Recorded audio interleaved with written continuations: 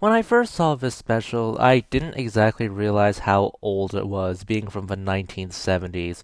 Granted, I found anything older than this century to be old since I was, born this century.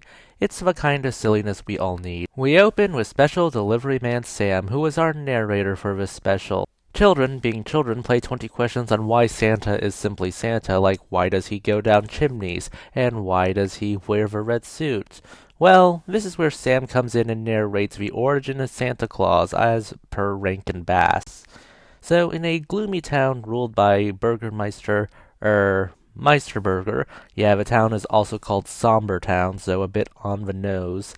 A baby is discovered on the steps of Meisterburgers. I'm sorry, this is just fun. Yeah, so a baby is discovered on Burgermeister's doorstep, and well, the baby is sent to an orphanage because the Burgermeister hates children. The orphanage also doubles as an asylum, but in the middle of winter, Grimsley loses the baby. The animals, realizing how dangerous the mountain was, took the baby to the Kringle family, a family of elves. The Kringle family take him in and teach him the ropes of everything from math to reading, and the family trade of toy making. It's a bit difficult to get, toys to kids when you live next to a mountain ruled by an evil warlock, and the closest town is ruled by the Burgermeister. While Somber Town may be on the other side of the perilous mountain, yeah, Burgermeister is totally going to ruin their fun. So as an adult, dear old Kris Kringle is off. He goes through the Warlock's Mountain, and after slipping on a toy, the Burgermeister decides to outlaw toys altogether. You can imagine how this goes. The entire Somber Town is bitter. Everyone finds Kris Kringle to be, a bit odd. The red suit is evil. Considering this takes place in Germany, I wouldn't be surprised that they thought he was a Romani and wanted him gone. But hey, this was a special made in the 70s, and I don't think they actually put that thought into it. He meets a local school teacher, Jessica, who goes on about how toys are frivolous, unproductive distractions. Oh boy, this is how I sound whenever I talk about phones. But then again, I don't have a problem with phones so long as they're not using them in my classroom, and I'm getting off topic. So she softens up the moment she gets a doll. And, well, she finds the law about toys being outlawed to be silly. But what can she do about it, honestly? Well, we'll find out very soon. And by soon, I mean towards the end of this special. The Burgermeister doesn't like all the new toys, but, well, Santa Claus decides to soften his heart by giving him a yo-yo. But Grimsley points out that the Burgermeister is breaking his own law. I love that the Burgermeister might be tyrannical, and his name is Meisterburger, and he does things on a whim, but he doesn't see himself as above his own laws. More politicians should at least adopt the mentality of if they're not above their own laws. They shouldn't adopt the mentality that he has, where he's in control and goes power mad. Obviously, they're not going to follow Kris Kringle into the mountain because, yeah, they're not dealing with magical trees that kidnap people. So after melting the Winter Warlock's heart with compassion, because Kris Kringle, if he's anything, is that he's persistent at trying to melt the hearts of evil men, he picks up some magic. We need an explanation on how Santa Claus is able to see you when you're sleeping and know when you're awake, so this is how. He can use magic to turn snow into orbs, I guess, and use them to spy on people. During his toy run to Somber Town, walking through doors works at first, but the Burgermeister eventually has them all locked. But one thing he can't lock is the chimneys. Chimneys. That's how he goes down chimneys. And of course, the Burgermeister, being the Burgermeister, manages to do routine searches for toys. But he always neglects to look at the stockings because he just assumes they're just drying on the mantle.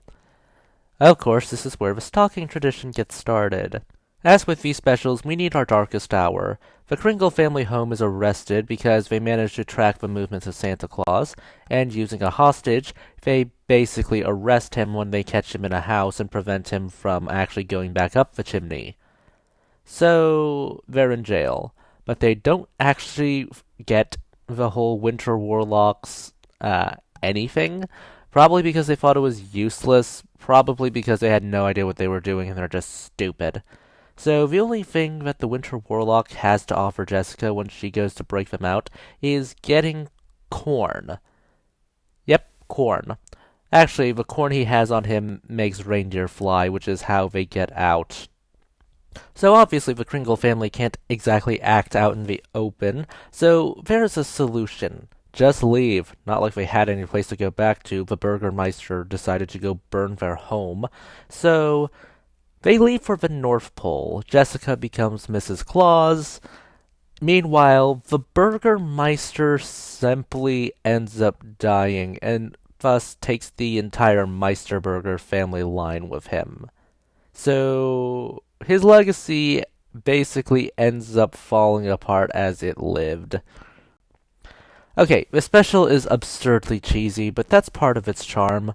In a world where forgiveness and kindness is an anathema in favor of being absurdly edgy for clout, I think Put One Foot in Front of the Other is a nice song about evil turning good, and we honestly could use more like this. The Burgermeister, Meisterburger, being such an over-the-top child hater is so funny, but his final fate is absurdly realistic to the point that it becomes funny. He either had children, but those children were so miserable they wanted nothing to do with him and didn't want to inherit his legacy, or the more realistic one, based off what this special implies, he is such a child hater that he never had children and thus his family just died out. Let's be honest, who would marry Burgermeister Meisterburger, first of all? Who would actually want to put up with him enough to have children with Burgermeister Meisterburger? And after having children with him, who would actually want to raise children with him? I mean, Burgermeister Meisterburger, that name is so fun to say, is such a capricious jerk that I am not sure any of the children would have a normal childhood, or at least one that would allow them to do anything more than just be another carbon copy of Burgermeister Meisterburger, or just want to get out of Somber Town. Even the name of the town. Who actually wants to say, yeah, I'm from Somber Town? Speaking of Somber Town, what happened to Grimsley? Even if Burgermeister didn't have any kids, you'd really expect Grimsley to take over. Did he die before the Burgermeister kicked the bucket? Did he end up turning on the Burgermeister? I need to know. Okay, so back to the whole what actually happened in the special. I do find some of the songs a bit. I can see why they cut them in the subsequent airings of this special. So if you sit on my lap today, yeah, that probably does screw up the pacing a bit. Meanwhile, My World is Beginning Today makes this a bit dated. It feels this special is generally timeless, except for the parts where it goes full 1970s. But overall, the special is nice, it's fun, it feels like a Santa Claus related fairy tale, and, well, that's it. Those are just my thoughts. Please consider liking, subscribing, tipping the channel on Ko-fi. This is Cyril signing off.